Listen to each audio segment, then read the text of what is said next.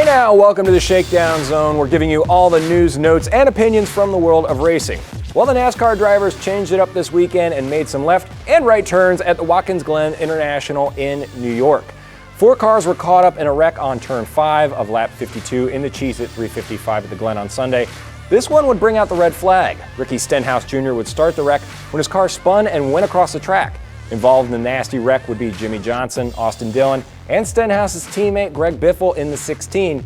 Johnson, Dillon, nor Biffle would return to the race. And a late race wreck was not the type of day last week's winner Chris Buescher was hoping to have. The rookie was caught up in a wreck with David Reagan and Kevin Harvick with only 6 laps remaining. Buescher still sits outside the top 30 in points, which he needs to be within to make the chase. This race would come down to the final corner with Martin Truex Jr. and Brad Keselowski pressuring Daytona 500 winner Denny Hamlin in the 11 Toyota to mess up a turn. Following a lap 81 restart, Keselowski was running third when he made contact with the 78 of Truex in second, and he would send him spinning. Hamlin would go on to win the first road course race of his career. Let's hear from Denny on what the key was to this victory at the Glen. We just executed on our restarts. That's been key. Is you got to get through the first couple corners on restarts, and really for us, those 2 guys were going for it. They slipped up and opened up a door for us to go through there and win.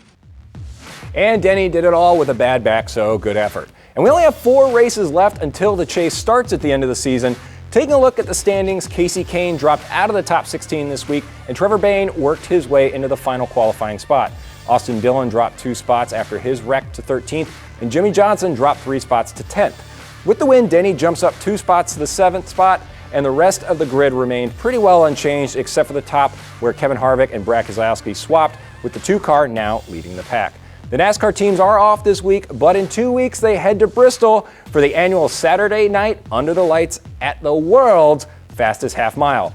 And some sad news to report in the world of racing this week, though, and a reminder of how truly dangerous this sport is. Just after taking the lead last Saturday, former NASCAR driver Brian Clausen's midget car climbed a guardrail at a track in Kansas and flipped heavily before being struck by another car. As a result of the injuries from the wreck, Clausen passed away Monday at the age of 27. Clausen's ran in 3 Indy 500 races, including this past May, and had a brief NASCAR Xfinity Series career, but he was best known for his talents on the dirt tracks.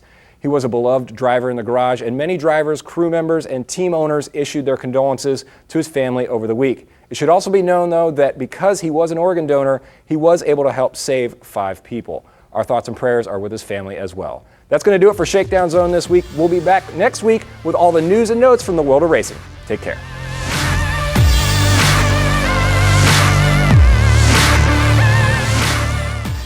This week's Shakedown Zone. Always a lot of crashes in there, aren't there? I know. So Facebook is a